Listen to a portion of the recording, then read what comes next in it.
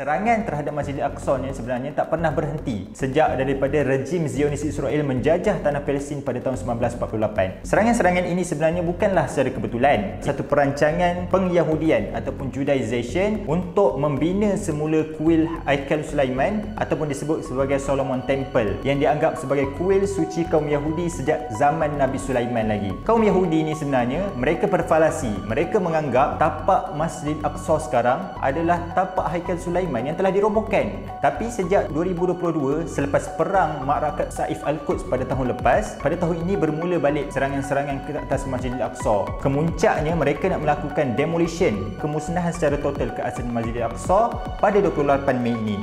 Sebenarnya agenda dan propaganda ini adalah untuk memancing kemarahan umat Islam, dan apabila umat Islam marah, mereka akan menyerang. Mereka boleh menggunakan serangan-serangan yang dilakukan oleh umat Islam di Palestin ini sebagai alasan keselamatan dan nak melindungi rakyat Israel. Sebenarnya 28 Mei ini dianggap sebagai Hari Jerusalem, yang dianggap sebagai hari kemenangan oleh Zionis Israel ke atas orang Arab ketika itu berlakunya perang Arab Israel pada tahun 1967 selama 6 hari. Cetusan idea serangan yang berlaku ke atas Masjidil Aqsa ni sebenarnya telah dimulakan oleh puak pelampau kanan Zionis, kumpulan Lehava. Founder dia adalah Benzi Goldstein. Kumpulan Lehava ini tidak akan sesekali bertoleransi dengan sebarang percampuran antara kaum Yahudi dan juga bukannya orang Yahudi. Jadi mereka akan memastikan orang Yahudi ini mesti beragama Yahudi, dan kalau orang Yahudi yang beragama Kristian ataupun Muslim sudah lagi tidak dianggap sebagai orang Yahudi. Dan kumpulan Lehava ini adalah satu kumpulan ekstremis yang berjaya memenangi kerusi di pilihan raya Israel pada bulan Mac yang lalu. Dan ini sebenarnya adalah satu indikator yang menunjukkan bahawa kerajaan Israel adalah kerajaan yang sangat resis. Agenda ini sebenarnya adalah bukan semata-mata agenda pengyahudian, boleh dikatakan sebagai agenda de-Islamization, hendak menghalau sebarang pertapakan agama-agama selain Yahudi, pun ideologi yang sebenarnya tidak dapat diterima oleh masyarakat dunia. Penganut Zionis inilah sebenarnya yang dianggap sebagai petualang kepada semangat resis yang menjadi sebahagian daripada anutan Israel kini untuk memastikan orang Arab di Israel perlu dihalau dan dibunuh kerana ia halal bagi mereka. Islam tidak mengajar kita untuk bersikap resis dan ekstremis walaupun terhadap mereka yang bukan beragama Islam. Islam adalah agama yang universal untuk meraihkan keadilan sejagat tanpa melanggar batas yang telah ditetapkan oleh syariat berpandukan Al-Quran